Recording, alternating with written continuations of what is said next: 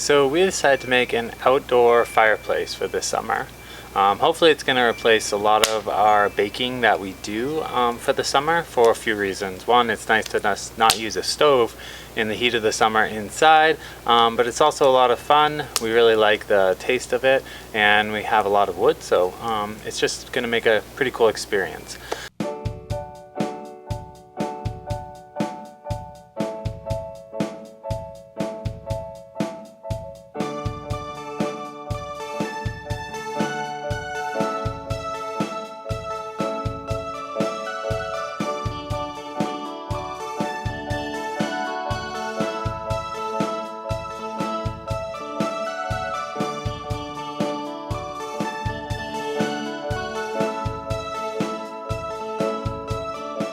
So I did a little bit of research on how to do it.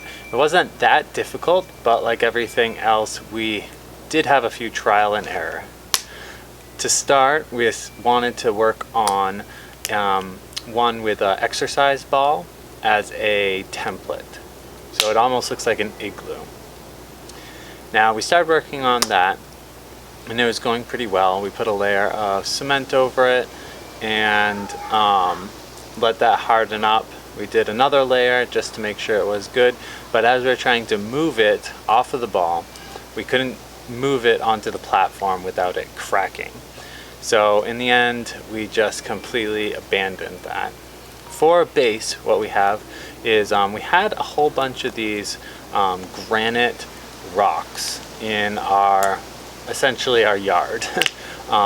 So I dug up a bunch of those and we just made a stone foundation, cemented in between, and we have this really nice stone foundation, and then I put cement on the very top, which is what we're going to be cooking on inside of the fireplace. I was doing that while working on some other things, so a little bit at a time. Probably took me about 3 or 4 days because I wasn't doing it all at once. After the foundation, what we decided to do was to actually make a wooden frame. So we made a wooden frame with a larger section on the back and then a smaller 1-foot cube on the front, which is the doorway. After we made the frame, we put some cardboard around it. Now I had a whole bunch, about 300 pounds of clay, like to make pottery out of, that we weren't going to use. It was really old, but I didn't want to just throw it out. So we ended up, I couldn't get the cement to stick on the outside of the cardboard to actually do the first layer, but the clay would. So we surrounded the cardboard with clay, and then we put a layer of cement on, and after that we actually mixed the rest of the clay with cement and did a few more layers, but finishing off with just cement on the very outside because the clay tends to crack a little bit more, and the entire outside shell I wanted to be solid. We did this on and off once again through different days, working on different projects and coming back to this. So probably all in all it took about a week. The first few days that we had a fire, so we ended up just burning out the inside frame. And we tried to have a really low temperature fire the first few days to help cure the clay and cement. So probably the first 2 days we did that. The next day we had a little bit hotter fire, and some reason the temperature gauge got pushed all the way inside the fireplace and melted. So I don't actually know how hot that was. Probably in the 500 or 600 degree, because that's how high the temperature gauge should be able to go to. It was just a normal oven temperature reader. But after we were done with that, I think all in all we used about 7 bags of cement, counting the base, the platform we're actually going to be cooking on, and then covering the entire oven. We've had a lot of success with the oven so far. Once again, we had some trial and error. I had a nice door on it, which you can see right here.